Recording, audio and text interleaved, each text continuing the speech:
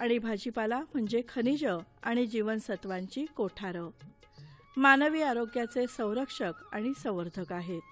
म्हणून आपल्या आहारामध्ये त्यांचा नियमित समावेश असावा. अल्पकाळ टिकणाऱ्या फळं आणि भाजीपाल्यापासून केलेल्या मोठ्या प्रमाणावर नवीन जाती आणि मशागतीच्या पद्धतीमध्ये संशोधनानं उत्क्रांती होऊन सध्या फळांच्या आणि भाज्यांच्या उत्पादनामध्ये मोठी वाढ झाली आहे. फळं आणि भाज्या नाशवंत असल्यामुळे त्यांच्या काढणीनंतर प्रत्यक्ष खाण्यासाठी उपयोगात येईपर्यंत 65 ते 70% शिल्लक राहतात. तसंच फळं आणि भाज्यांची बाजारपेठेमध्ये गरजेपेक्षा जास्त आवक झाली तर त्यांचं मोठ्या प्रमाणामध्ये नुकसान होतं. त्यांच्यावर योग्य प्रकारे प्रक्रिया केल्यास हे नुकसान टाळता येतं. शिवाय ग्रामीण भागामध्ये रोजगाराचं एक साधन निर्माण होईल. भारत देश हा फळं आणि भाजीपाला उत्पादनामध्ये जगामध्ये दुसऱ्या क्रमांकावर आहे.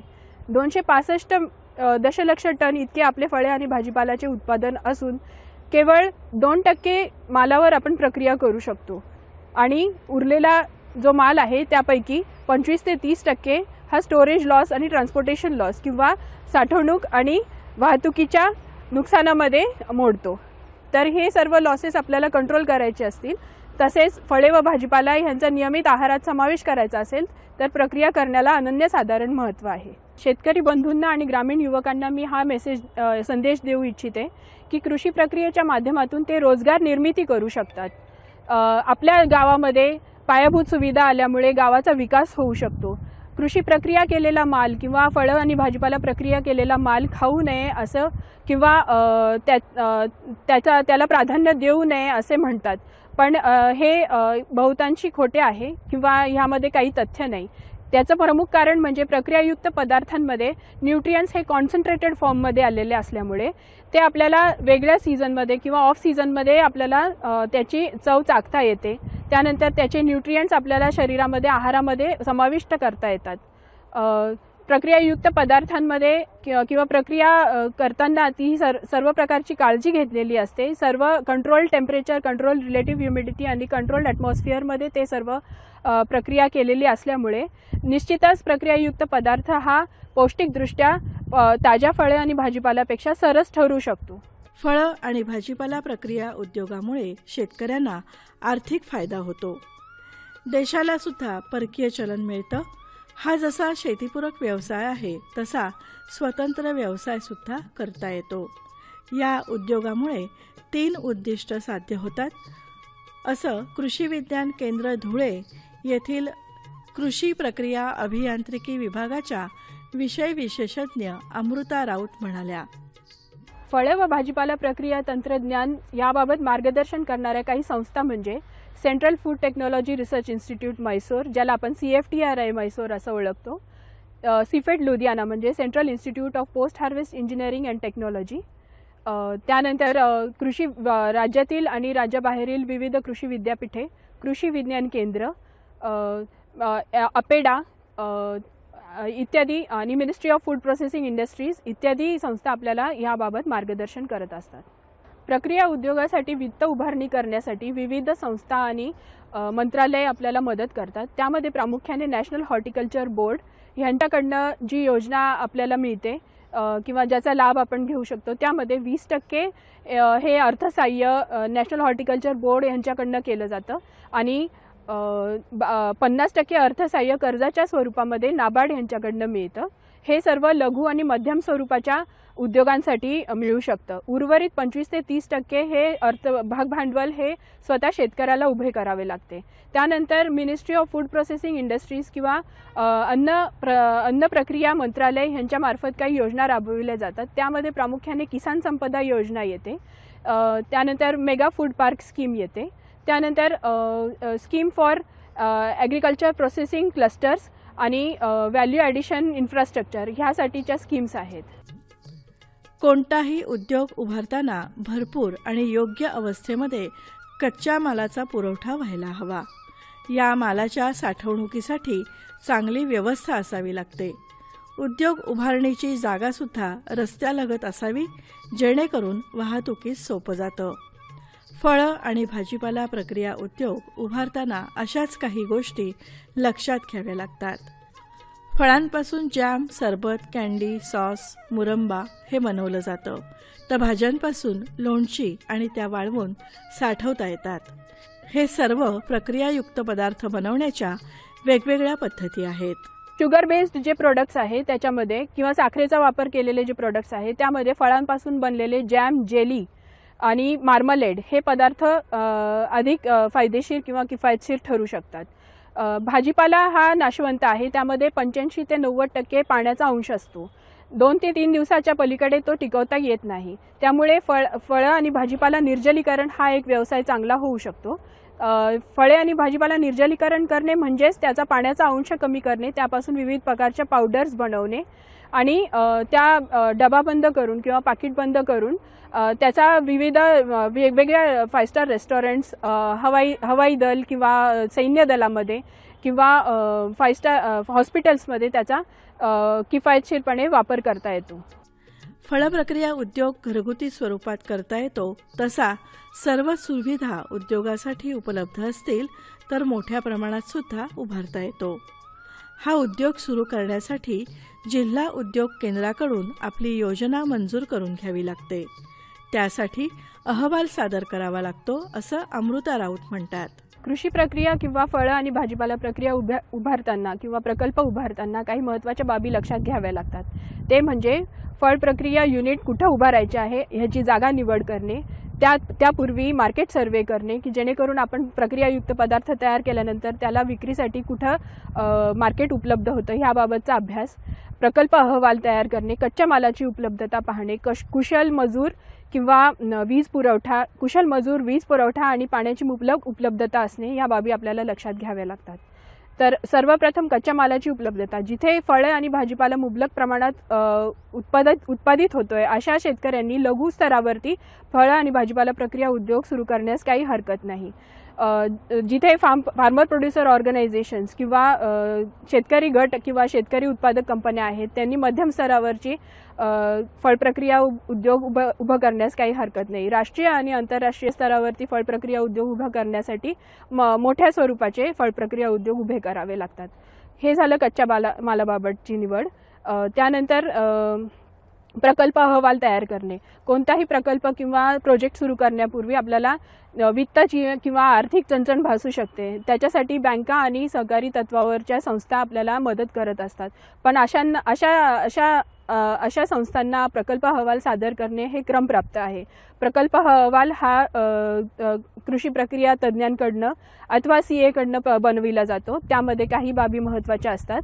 प्रथम म्हणजे उद्योगाचं इंट्रोडक्शन किंवा उद्योग कोणता करायचा आहे याबाबतचा अभ्यास.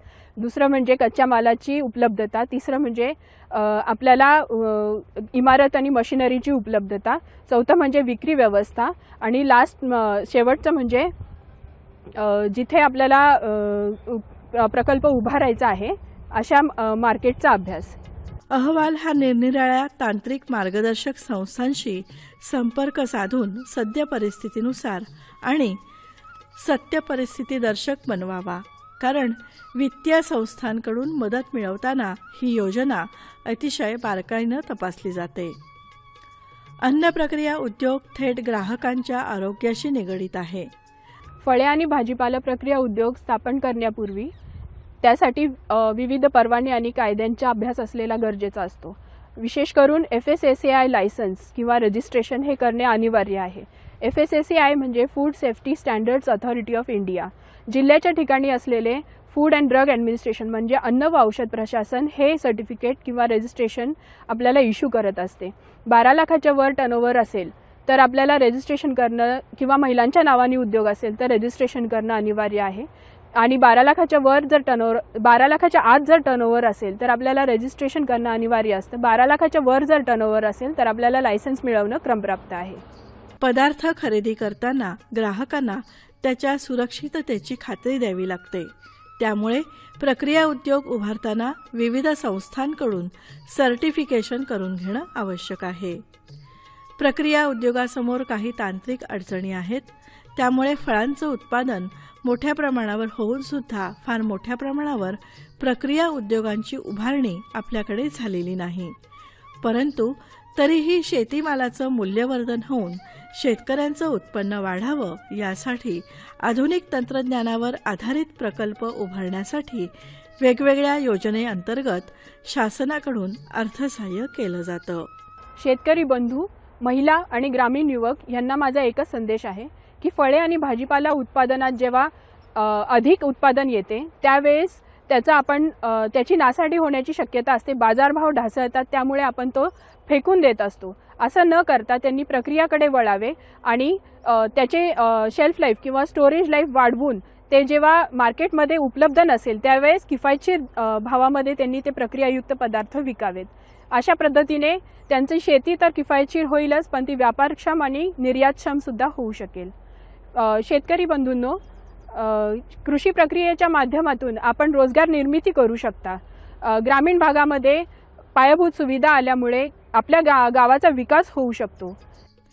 आपल्या देशामध्ये फळं आणि भाज्यांचा हंगामानुरूप भरपूर पुरवठा होत असतो. परंतु हा शेतमाल नाशवंत असल्यामुळे त्यांच्यावर प्रक्रिया करून बनवलेले पदार्थ अधिक काळ टिकतात. शेतकऱ्यांनी त्यांची आर्थिक स्थिती सुधारण्यासाठी आपल्या परंपरागत पद्धतीमध्ये बदल करून पारंपरिक शेती पिकांमध्ये न अडकता प्रक्रियापूरक पिकांचा आपल्या शेतामध्ये प्रयोग करायला हवा. त्यातून प्रक्रिया उद्योग उभा करण्याच्या दृष्टीनं त्यांनी प्रयत्न केले तर रोजगार आणि आर्थिक उत्पन्न अशा दोनही पातळ्यांवर शेतकरी यशस्वी होईल.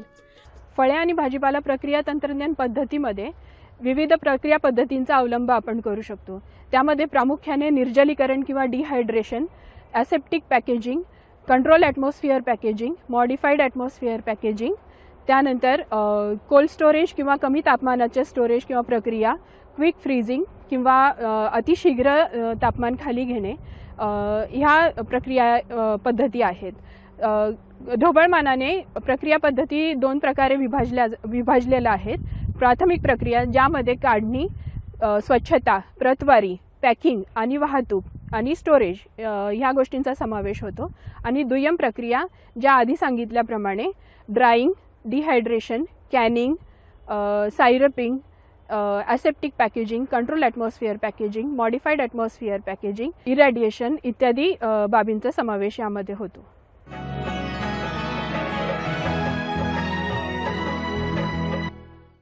फळांपेक्षा त्यापासून बनवलेल्या प्रक्रियायुक्त पदार्थांना बाजारामध्ये चांगली किंमत मिळते. याचा अनुभव जळगाव जिल्ह्यातील प्रकाश पाटील यांना देखील आला. ते म्हणतात, आम्ही अतिरिक्त फळांवर प्रक्रिया करून बाजारामध्ये विकल्यामुळे चांगला नफा मिळाला. आवळ्यापासून कॅन्डी, जॅम, लोणचं, सरबत हे पदार्थ आम्ही बनवत असतो. त्याची बर्फी हे पदार्थ बनवून मार्केटला विक्री करत असतो. त्याच्यात ग्राहकांचा चांगला प्रतिसाद मिळत आहे. त्याच्यात कुठल्याही प्रकारचा रंग किंवा टिकवण क्षमतेसाठी आम्ही कुठलाही पदार्थ वापरत नाही. कुलस्वामिनी गृहउद्योग अंतर्गत प्रकाश पाटील वेगवेगळ्या फळांवर प्रक्रिया करतात. आवळ्यापासून कॅन्डी कशी केली जाते याविषयी ते सांगतात. आमच्या उद्योगाचं नाव आहे कुलस्वामिनी गृहउद्योग. त्याच्यात आम्ही आवळ्यापासून जी प्रक्रिया करतो, आवळे पदार्थ शेतातून तोडून आणतो, त्यांना चांगल्या स्वच्छ पाण्याने धुवून घेतो आणि त्यांना उकळून कॅन्डी बनवण्यासाठी उकळून त्याच्या फोडी करतो आणि त्या फोडी आम्ही एका पातेल्यात गोळा करून स्वच्छ असलेल्या चांगल्या निरोगी असलेल्या फोडी स्वच्छतेची पूर्णपणे काळजी घेऊन आम्ही त्या साखरेच्या पाकामध्ये टाकतो. त्यांना 3 दिवस त्या पाकामध्ये राहू देतो. त्यानंतर त्यांना काढून उन्हामध्ये वाळू देतो. योग्य ओलावा राहीपर्यंत त्यांना वाळवण्यात येतं. त्यानंतर त्यांना एका प्लास्टिक बॅगमध्ये व्यवस्थित पॅकिंग करून मार्केटला विक्रीसाठी पाठवण्यात येतं. प्रकाश पाटील हे लिंबापासून लोणचं आणि जॅम तर आंब्यापासून लोणचं बनवतात. लिंबू फळांपासून आम्ही लिंबू लोणचे आणि लिंबू जॅम बनवून मार्केटला विकत असतो. लिंबू फळं हे स्वतःच्या शेतातून ताजे फळं तोडून आणून निरोगी आणि चांगले फळं काढून त्यांच्यापासून लोणचं बनवलं जातं. लोणच्याच्या लिंबूच्या फोडी केल्या जातात अगोदर. पोळी करून त्यांना शिजवलं जातं आणि त्यानंतर त्याच्यामध्ये योग्य ते मसाले टाकून लिंबू लोणचे तयार केलं जातं। त्याचप्रमाणे जॅमसुद्धा तयार करण्यासाठी तसेच करावे लागते। चांगले फळं घेऊन स्वच्छ धुवून कोरडे करून त्यांचा गर काढून त्याला एका पातेल्यात घेऊन त्याला शिजवून त्याच्यामध्ये योग्य प्रमाणात साखर विलायची टाकून व्यवस्थितपणे त्यांना घट्ट होईपर्यंत आटून घ्यावं लागतं आणि त्याचे बाटलीमध्ये पॅकिंग करून विक्रीसाठी पाठवत असतो। तसेच आमच्या शेतातील आंब्यापासून सुद्धा आम्ही कैरी लोणचं बनवत असतो। ते लोणचे पण तसेच कैऱ्या चांगल्या व्यवस्थित धुवून त्यांच्या फोडी करून स्वच्छ करून त्याच्यामध्ये योग्य ते मसाले मिक्स केले जातात आणि त्याला 5-6 दिवस साठवून ठेवायला लागतं। त्यानंतर त्यांना मार्केटमध्ये पाठवण्यासाठी एका पॅकिंग बॉटलमध्ये पाव किलोपासून 5 किलोपर्यंत त्याच्या पॅकिंगमध्ये आम्ही तयार करून ते मार्केटमध्ये पाठवत असतो। फळांपासून जॅम, लोणचं, सरबत, सॉस, कँडी तर भाज्यांपासून लोणचं, पावडर, सुकवलेल्या भाज्या असे वेगवेगळे पदार्थ तयार केले जातात। या प्रत्येकाची प्रक्रिया वेगवेगळी असते। त्यामुळे प्रक्रिया उद्योग उभारताना अनेक प्रकारची यंत्र आणि साहित्य लागतं। या संदर्भात सांगत आहेत अमृता राऊत। आपण कृषी विज्ञान केंद्राच्या फळ प्रक्रिया युनिटमध्ये आलेलो आहोत। इथे फळ प्रक्रिया युनिटमध्ये आरटीएस बिव्हरेजेस लाईन मध्ये इन्स्टॉल केलेली मशिनरी आपण पाहणार आहोत। सर्वप्रथम फळ प्रक्रिया युनिटमध्ये फळं आल्यानंतर ते धुणे आवश्यक असते, जेणेकरून त्याच्यावर असलेले रेसिड्यूज, केमिकल रेसिड्यूज, कचरा, कीटक वगैरे आपल्याला काढता येतील। फळं धुण्यासाठी 2 प्रकारच्या बास्केट इथं आहेत। यामध्ये क्लोरिनेटेड पाणी 100 ppm इतक्या कॉन्सन्ट्रेशनचे किंवा प्लेन वॉटरने आपण फळं आणि भाजीपाला धुवू शकतो। फळं धुतल्यानंतर आपल्याला त्याचा रस काढणं अपेक्षित असतं।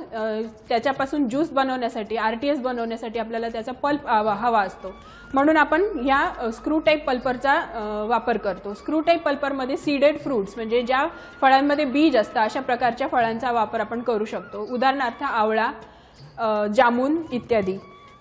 पल्प इथं फीड केल्यानंतर फ्रूट ज्यूस या सेक्शनमधून येतो आणि फ्रूट चोथा वगैरे जो असतो, फायबर आणि पील जे असतात ते आपल्याला ह्या सेक्शनमधून पाहायला कलेक्ट करता येतात।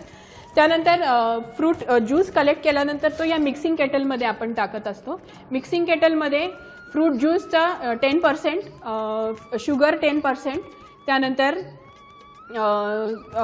प्रिझर्वेटिव्ह आणि पाणी हे सर्व मिक्सिंग करण्यासाठी आपण ह्यामध्ये या केटलमध्ये टाकत असतो। ह्या केटलला बाहेरून आवरण दिलेलं आहे, याला हॉट वॉटर केटल असं म्हणतात, की जेणेकरून पार्शियल हीटिंग त्याचं ह्या सेक्शनमध्ये होत असतं। इथे 50 डिग्री सेंटीग्रेडपर्यंत मिक्सिंग आणि हीटिंग दोन्ही प्रक्रिया होतात। इथून ज्यूस तयार झाल्यानंतर तो होमोजिनायझर सेक्शनमध्ये येतो। होमोजिनायझर सेक्शन म्हणजे फळं आणि पाणी जे आपण एकत्र केलेलं आहे ते सेडिमेंटेशन होऊ नये किंवा ते फळाचा गर जो सरबतामध्ये तयार केल्यानंतर तो खाली बसू नये ह्याच्यासाठी आपण होमोजिनायझेशन करतो। होमोजिनायझेशनला इथं प्रेशर गेज दिलेला आहे। प्रेशर गेजमध्ये आपल्याला वेगवेगळ्या प्रकारच्या फळांसाठी वेगवेगळे प्रेशर्स आपण घेत असतो। मिक्सिंग केटलमधून फ्रूट ज्यूस किंवा आरटीएस आपलं होमोजिनायझन सेक्शनमध्ये येतं। होमोजिनायझन सेक्शन म्हणजे आपल्याला ते सरबत एकजीव करण्यासाठी, जेणेकरून त्याच्यामध्ये कोणत्याही प्रकारे सेडिमेंटेशन होऊ नये स्टोरेजमध्ये, यासाठी आपण हे मशिनरी यूज करतो। यामध्ये प्रेशर गेजमध्ये वेगवेगळ्या फ्रूटसाठी वेगवेगळे प्रेशर घेतो आणि होमोजिनाइज ज्यूस किंवा आरटीएस आपण फीड टँकमध्ये कलेक्ट करून तो आपण ह्या पॅश्चरायझेशन सेक्शनमध्ये डायव्हर्ट करतो। पाश्चरीकरण म्हणजे फ्रूट ज्यूस किंवा फ्रूट पेय आपण 82 डिग्री सेंटीग्रेड 15 ते 20 मिनिटांसाठी होल्ड करणे, जेणेकरून त्यामध्ये असलेले सूक्ष्म जीवजंतू आणि उत्प्रेरके ह्यांची रासायनिक अभिक्रिया होऊ नये ह्याच्यासाठी आणि स्टोरेज लाईफ आपली वाढवावी ह्याच्यासाठी आपण पाश्चरीकरण करतो। पाश्चरीकरण पूर्ण झाल्यानंतर आपण फ्लोट बॅलन्स टँकमधून आपला फ्रूट ज्यूसचा फ्लो जो आहे तो इकडे डायव्हर्ट करून स्टोरेज टँकमध्ये कलेक्ट करतो। स्टोरेज टँकमध्ये आल्यानंतर हे फिलिंग सेक्शन आहे। ह्यामध्ये आपण पाहतो की फिलिंग सिलेंडर आहे, पिस्टन अँड सिलेंडर अरेंजमेंट आहे। ह्यामध्ये नोन क्वांटिटी म्हणजे 200 ml ची कॅपॅसिटी आपली बाटली किंवा पाऊचची असते, तेवढा फ्रूट ज्यूस आपण पंप करतो आणि तो ह्या आउटलेटमधनं कलेक्ट करतो। पॅकिंगसाठी आपण ग्लास बॉटल्स, पेट बॉटल्स किंवा प्लास्टिक पाऊच ह्याचा वापर करतो. प्लास्टिक पाऊच असेल तर आपल्याला सीलिंग युनिट लागतं, ज्याचा वापर आपण ह्या सेक्शनमधून करू शकतो. हे RTS बिव्हरेजेस प्लांट आहे. RTS म्हणजे रेडी टू सर्व बिव्हरेजेस प्लांट. यामध्ये फळापासून रसदार फळांपासून शीतपेय तयार करता येतात. ह्याची कॅपॅसिटी 50 लिटर प्रति तास इतकी आहे. कृषी विज्ञान केंद्राच्या फळ प्रक्रिया युनिटमध्ये आपण हंगामी फळांपासून, जसे की धुळे जिल्ह्यात जे प्रचलित फळं आहेत, डाळिंब, आवळा, आंबा आणि लिंबू, ह्यापासून शीतपेय तयार करू शकतो. त्यासाठी प्रक्रिया आधी सांगितलेलीच आहे. हे 200 ml प्लास्टिक पाऊच आम्ही तयार केलेलं आहे. याची बाजारात किंमत साधारणपणे 20 रुपये ते 25 रुपये इतकी असते. यामध्ये पूर्णपणे नैसर्गिक पल्प वापरलेला आहे, नैसर्गिक ज्यूस वापरलेला आहे. कृषी विज्ञान केंद्रामध्ये याची किंमत 15 रुपये इतकीच आहे 200 मिलीसाठी. त्यानंतर डिहायड्रेटेड प्रोडक्ट्स पैकी आवळा कॅन्डी सुद्धा आम्ही इथं तयार करतो. आवळा कॅन्डीपासून आवळ्यापासून जी कॅन्डी तयार होते तिला आम्ही 200 रुपये ते 250 रुपये ह्या भावामध्ये, प्रति किलो ह्या भावामध्ये इथं सेलसाठी ठेवत असतो.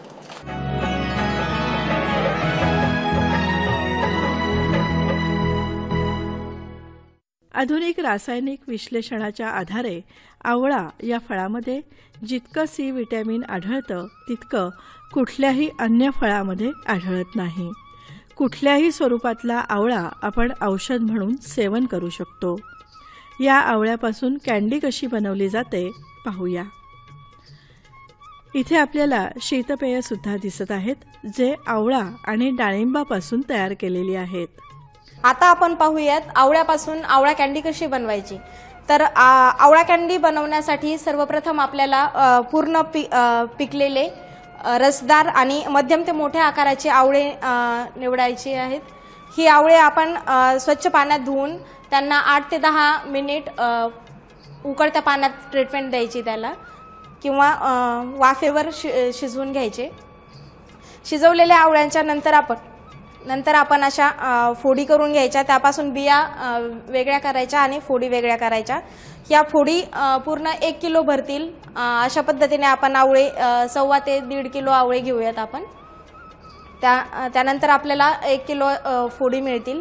या फोडी आपण पहिल्या दिवशी 50 ब्रिक्सचा पाक करायचा आहे. हा आपण इथे पाक तयार केला आहे 50 ब्रिक्सचा.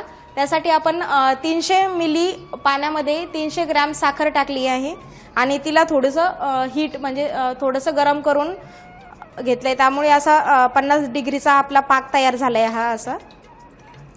याचे ब्रिक्स जर मोजायचे असेल तर आपल्याकडे हे हँड रिफ्रॅक्टोमीटर आहे.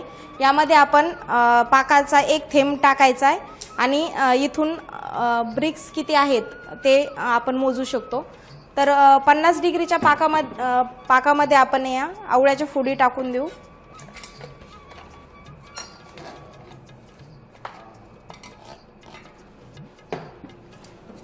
या पूर्ण फोडी आपण या पाकामध्ये मिक्स करून घ्यायच्या आहेत. या अशा पद्धतीने पाकात त्या बुडतील अशा पद्धतीने ठेवायचे. सावलीमध्ये जर सुकवायची असेल कॅन्डी तर तिला 3 ते 4 दिवस तुम्ही सावलीत सुकवू शकता. त्यानंतर तुम्ही प्लॅस्टिकच्या पिशवीत तिला बंद करून विक्रीसाठी ठेवू शकता. अशा पद्धतीने हे आवळे पूर्णपणे पाकात बुडवायचे आहेत. या पाकामध्ये आपण 1% सायट्रिक ॲसिड टाकलेला आहे. 1% सायट्रिक ॲसिड म्हणजे 1 किलो आवळ्या कॅन्डीसाठी आपल्याला 10 ग्रॅम सायट्रिक आम्ल टाकायचं आहे. हे त्यानंतर हे जे आवळे आहेत पाकात मुरवलेले ते पूर्ण 24 तास असेच ठेवायचे. 24 तासानंतर याचा ब्रिक्स 25 ते 30% कमी होतो. तो ब्रिक्स पुन्हा दुसऱ्या दिवशी वाढवण्यासाठी त्याच्यात परत 350 ते 400 ग्रॅम साखर टाकायची आहे. त्यानंतर तिसऱ्या दिवशी परत ब्रिक्स 70 डिग्री करण्यासाठी आपल्याला परत 500 ते 600 ग्रॅम साखर टाकायची. त्यानंतर 5व्या दिवशी पुन्हा 150 ग्रॅम साखर टाकायची आणि हलवायचे दररोज ते मिश्रण. ही जी आवळा कॅन्डी आहे ही 7व्या ते 8व्या दिवशी आपल्याला पाकातून काढायची आणि झटपट स्वच्छ पाण्याने धुवून किंवा मलमलच्या कापडावर आपण त्याला सुकवू शकतो. पाण्याने धुतल्यानंतर ती एकतर आपण मेकॅनिकल ड्रायर पाण्याने धुतल्यानंतर आपण ती मेकॅनिकल ड्रायरमध्ये वाळवू शकतो किंवा मग उन्हामध्ये वाळवू शकतो. हे आपण 1% सायट्रिक ॲसिड या पाकामध्ये टाकत आहोत.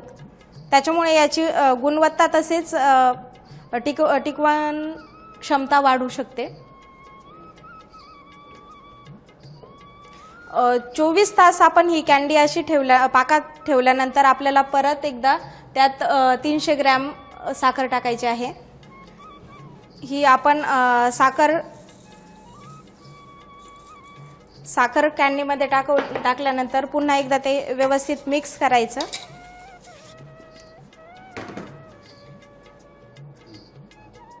दुसऱ्या दिवशी साखर टाकल्यानंतर त्याचा ब्रिक्स तिसऱ्या दिवशी परत कमी झालेला असतो, तर तो परत वाढवण्यासाठी आपण त्याच्यात परत एकदा 500 ते 600 ग्रॅम साखर टाकायची आहे. त्यानंतर 5व्या दिवशी पुन्हा 150 ग्रॅम साखर टाकायची आणि 7व्या ते 8व्या दिवशी आपण कॅन्डी स्वच्छ पाण्याने या पाकातून काढून स्वच्छ पाण्याने धुवून घ्यायची. ती एकदम झटपट धुवायची, जास्त वेळ घालवायचा नाही. जास्त वेळ घालवला तर त्याच्यातलं साखरेचं प्रमाण परत कमी होऊ शकतं, म्हणून आपल्याला ती परत एकदा झटपट धुवून काढायची किंवा मलमलच्या कापडावर पुसून तुम्ही तिला सुकवू शकता. कॅन्डी सुकवण्यासाठी तुम्ही एकतर मेकॅनिकल ड्रायर वापरू शकता किंवा मग तिला सावलीत सुकवू शकता. मेकॅनिकल ड्रायरमध्ये जर कॅन्डी सुकवली तर ती ह्या अशा पद्धतीने आपल्याला दिसते. ही सुकवलेली कॅन्डी आपण प्लॅस्टिकच्या कॅरीबॅगमध्ये पॅक करून हवाबंद जर ठेवली तर 1 वर्षापर्यंत ही कॅन्डी टिकू शकते. आवळ्याच्या फोडी काढल्यानंतर हा जो पाक शिल्लक राहतो, या पाकाला आपण उकळी जर दिली एक, तर तिच्यापासून एक हे आपल्याला आवळा सिरप म्हणून हे एक बाय प्रोडक्ट मिळतं. म्हणजे तो पाकही वायाला जाते आणि आपल्याला सरबत सारखं आवळा सरबत सारखं प्रोडक्ट मिळू शकतो. हा जो ज्यूस असतो त्याच्यात आपण 1:3 प्रमाणात पाणी मिसळलं तर त्याचं सरबत आवळा सरबत म्हणून आपण पिऊ शकतो किंवा वापरू शकतो आवळा सरबत म्हणून. शेतकरी मोठ्या जिद्दीनं आणि कष्टानं अन्नधान्याचं उत्पादन घेतो. काढणी पश्चात तंत्रज्ञानाअभावी दरवर्षी 25% शेतीमालाची नासाडी होते. म्हणून त्यास प्रक्रिया उद्योगाची जोड मिळाली तर या प्रमाणात नक्कीच घट होईल. शेतकऱ्यांना शेतीला पूरक व्यवसाय मिळेल, तसंच एक नवीन बाजारपेठ उपलब्ध होईल.